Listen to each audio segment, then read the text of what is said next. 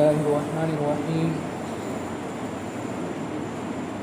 الحمد لله وكفى وسلام على عباده الذين اصطفى أما بعد فأعوذ بالله من الشيطان الرجيم بسم الله الرحمن الرحيم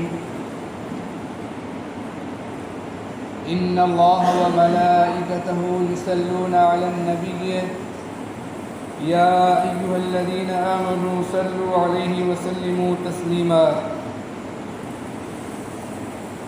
صدق الله العظيم.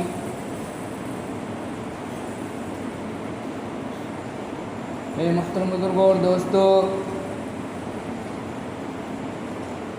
میں نے آپ حضرات کے سامنے قرآن مجید کی ایک آیت تلاوت کی ہے.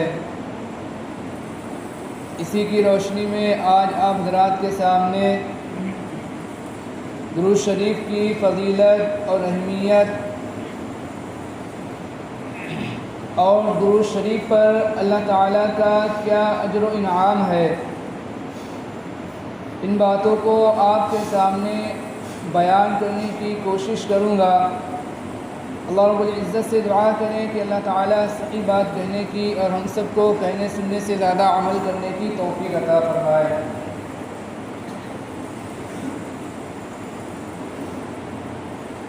حدیث پاک کے اندر آتا ہے کہ حضور پاک صلی اللہ علیہ وسلم نے ارشاد فرمایا کہ آدمی کے بخیل ہونے کے لیے یہ بات کافی ہے کہ جب اس کے سامنے میرا نام لیا جائے اور وہ مجھ پر درود نہ بھیجے.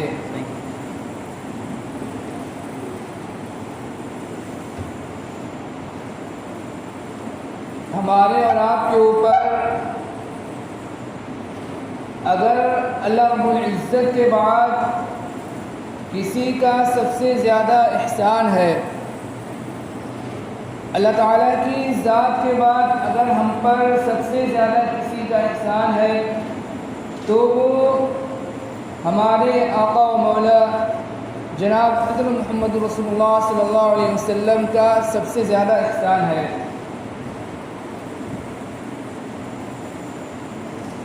آپ کے بارے میں آتا ہے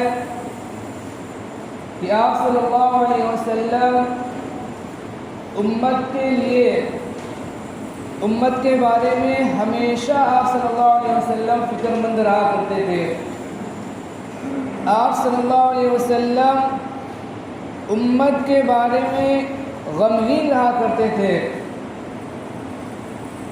کان دائم الفکرۃ متواصل الاحزان، یعنی آپ صلی اللہ علیہ وسلم کے چہرے پر آپ صلی اللہ علیہ وسلم کو ہمیشہ اپنی امت کی فکر، اپنی امت کا غم لگا رہتا تھا کہ کسی طرح یہ امت جہنم سے بچ کر جنت کے اندر جانے والی بن جائے.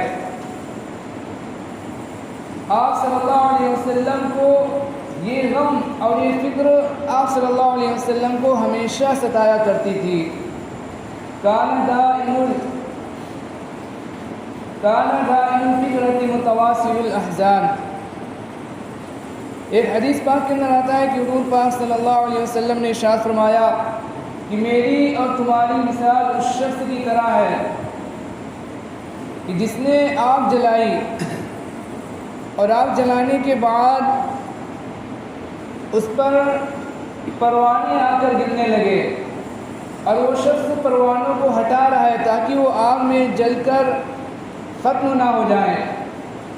اسی طرح میں بھی تم کو کمر پکڑ کر جہنم کی آگ سے بچا رہا ہوں، لیکن تم ہو کہ تم اس میں گرے چلے جا رہے ہو. تو آپ صلی اللہ علیہ وسلم ہمیشہ امت کے بارے میں فکر مند رہا کرتے تھے.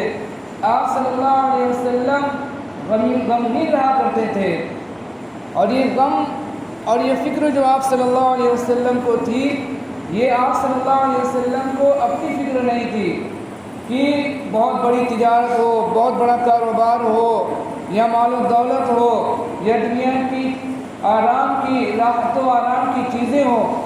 آپ صلی اللہ علیہ وسلم کو ان کی فکر نہیں تھی، بلکہ آپ صلی اللہ علیہ وسلم کو اس بات کی فکر تھی کہ میری امت کسی طرح جہنم سے بچ کر جنت کے اندر داخل ہو جائے، جنت میں جانے والی بن جائے۔ چنانچہ اتنی زیادہ آپ صلی اللہ علیہ وسلم کو فکر تھی اور اتنا زیادہ غم تھا امت کا کہ اللہ تعالیٰ نے بھی قرآن مجید کے اندر کئی جگہ آپ صلی اللہ علیہ وسلم کے بارے میں کئی آیتیں آپ صلی اللہ علیہ وسلم کے تسلی کے لیے قرآن مجید کے اندر نازل فرمائی۔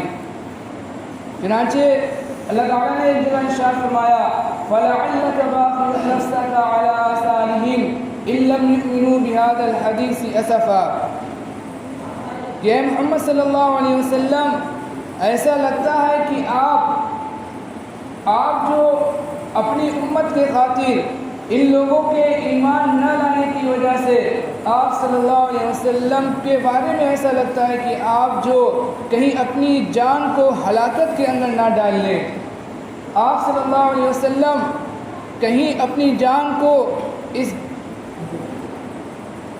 آپ صلی اللہ علیہ وسلم کہیں اپنی جان کو اس بنا پر ہلاکت میں ڈالنے کے لیے لوگ ایمان بھی لا رہے، اس پر افسوس کرتے ہوئے آپ صلی اللہ علیہ وسلم کہیں اپنے آپ کو ہلاک نہ کر ڈالیں۔ اللہ تعالیٰ نے قرآن مجید کے اندر یہ ارشاد فرمایا فَلَعَلَّكَ بَاخِعٌ نَفْسَكَ عَلَىٰ آثَارِهِمْ إِن لَّمْ يُؤْمِنُوا بِهَٰذَا الْحَدِيثِ أَسَفًا، کہ ایسا لگتا ہے کہ آپ اپنے ان لوگوں کے خاطر ان لوگوں کے ایمان نہ لانے کی وجہ سے آپ اپنے آپ کو ہلاکت کے اندر نہ ڈال لیں۔ اسی طرح جب قیامت کا دن ہوگا اور جب قیامت کے میدان کے اندر حشر کے میدان میں جو اولین اور آخرین تمام کے تمام جمع ہوں گے اور تمام کے تمام لوگوں کی زبان پر نفسی نفسی ہوگا کہ میرا کیا حال ہوگا، میرا کیا حال ہوگا، میرا کیا بنے گا، اس وقت آپ صلی اللہ علیہ وسلم کی زبان پر ہوگا یا رب امتی یا رب امتی، کہ یا رب میری امت کا کیا بنے گا۔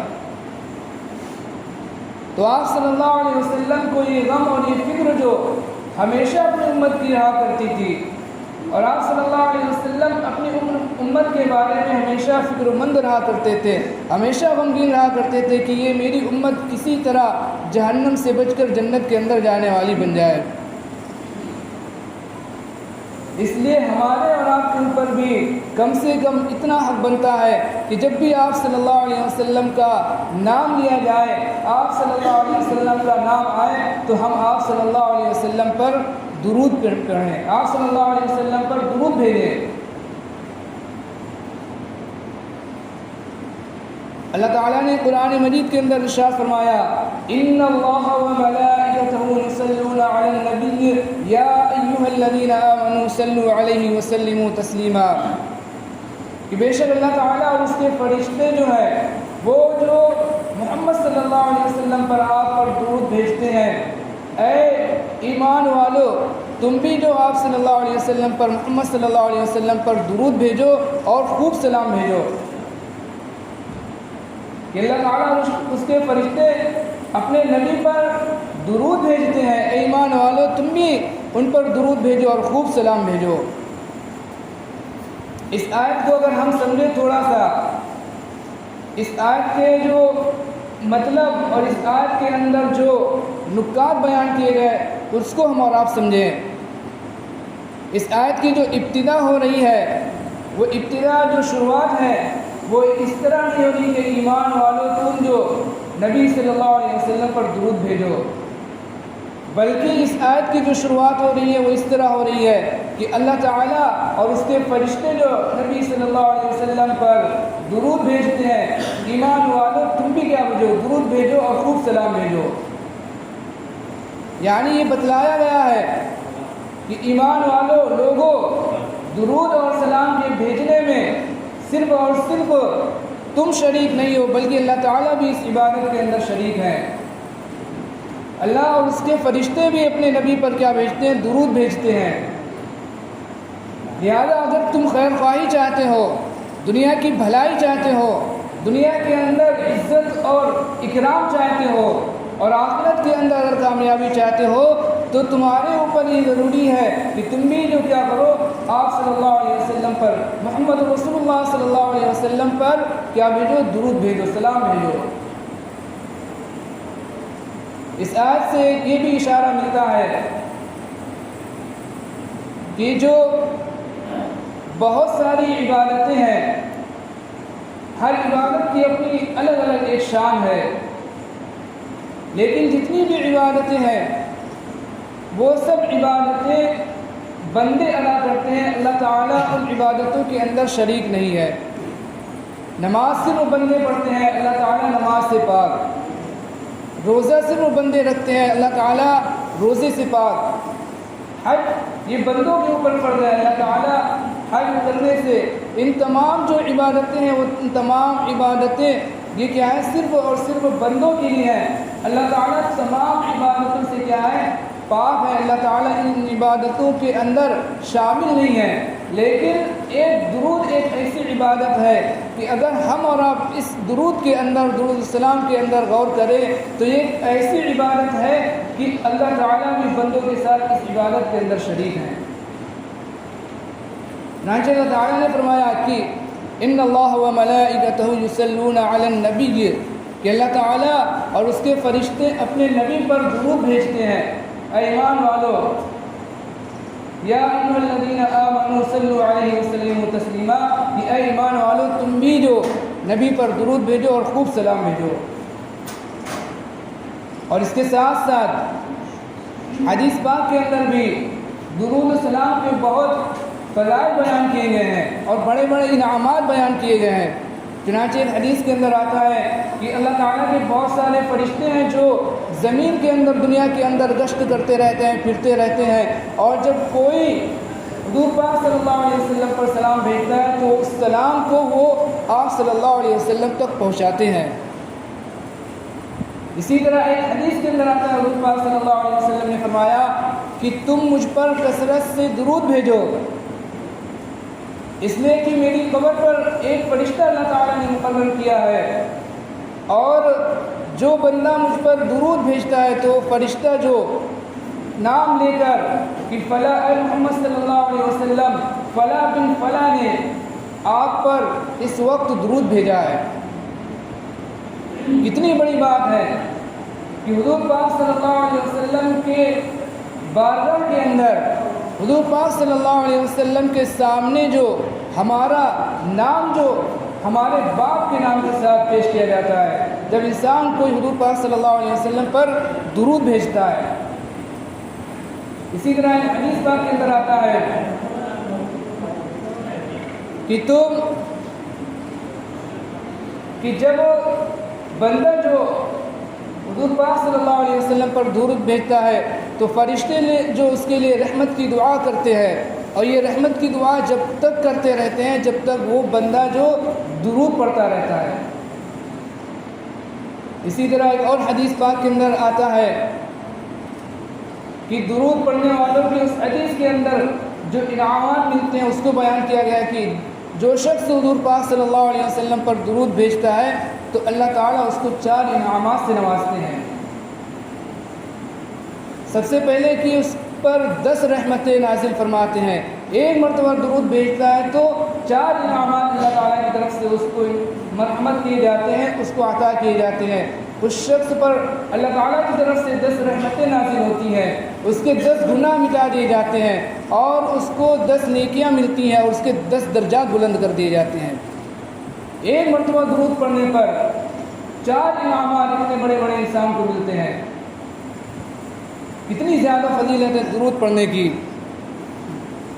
اسی طرح جب کوئی انسان اپنی زندگی کے اندر کثرت سے درود پڑھنے کی عادت بنا لیتا ہے اور کثرت سے درود پڑھتا ہے تو اللہ تعالیٰ اس کی زندگی سے مصیبتیں، پریشانیاں دور کر دیتے ہیں، غموں کو دور کر دیتے ہیں۔ حدیث پاک کے اندر آتا ہے، حضرت ابی بن کعب رضی اللہ تعالیٰ عنہ کی روایت ہے کہ وہ جو حضور پاک صلی اللہ علیہ وسلم پر کثرت سے درود پڑھتے ہیں، حضور پاک صلی اللہ علیہ وسلم کی خدمت میں حاضر ہوئے اور انہوں نے عرض کیا کہ یا رسول اللہ صلی اللہ علیہ وسلم، میں آپ پر کثرت سے درود پڑھتا ہوں، آپ مجھے یہ بتلا دیجئے کہ میں اپنی دعا کے وقت میں سے آپ پر درود پڑھنے کے لیے کتنا وقت خاص کر لوں۔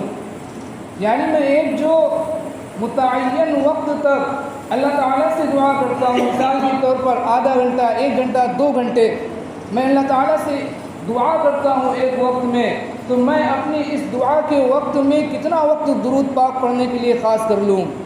تو حضور پاک صلی اللہ علیہ وسلم نے فرمایا جتنا چاہو. تو انہوں نے کہا کہ 1/4. تو حضور پاک صلی اللہ علیہ وسلم نے فرمایا کہ جتنا تم چاہو اور اگر زیادہ کر لو تو تمہارے لیے بہتر ہوگا. پھر انہوں نے کہا کہ میں آدھا اپنا وقت خاص کر لیتا ہوں. تو حضور پاک صلی اللہ علیہ وسلم نے فرمایا کہ جتنا تم چاہو لیکن اگر زیادہ کر لو تو یہ تمہارے لیے بہتر ہوگا. تو انہوں نے کہا کہ میں 2/3 وقت کو خاص کر لیتا ہوں درود پڑھنے کے لیے. تو حضور پاک صلی اللہ علیہ وسلم نے فرمایا کہ جتنا تم چاہو اور اگر زیادہ کر لو تو یہ تمہارے لیے بہتر ہوگا. تو انہوں نے کہا کہ میں اپنا سارا وقت آپ کے درود پڑھنے کے لیے خاص کر لیتا ہوں. تو حضور پاک صلی اللہ علیہ وسلم نے فرمایا کہ اگر تم ایسا کر لو گے تو یہ درود جو تمہیں تمہاری جو مصیبتوں سے، غم سے نجات کا جو سبب ہوگا اور تمہاری مغفرت کا سبب ہوگا. یہ درود بہت بڑی عبادت ہے. اور ایک حدیث پاک کے اندر جس طرح یہ بہت بڑی عبادت ہے درود پڑھنا حضور پاک صلی اللہ علیہ وسلم پر، اسی طرح حدیث پاک کے اندر نہ پڑھنے والوں کے لیے وعید بھی بیان کی گئی ہے.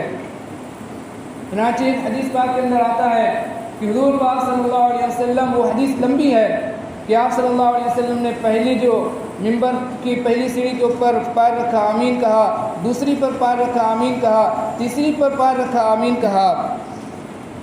تو اس میں صحابہ نے بعد میں عرض کیا رسول اللہ صلی اللہ علیہ وسلم ہم نے جو آپ کو اس سے پہلے ایسی بات نہیں کرتے ہوئے دیکھا.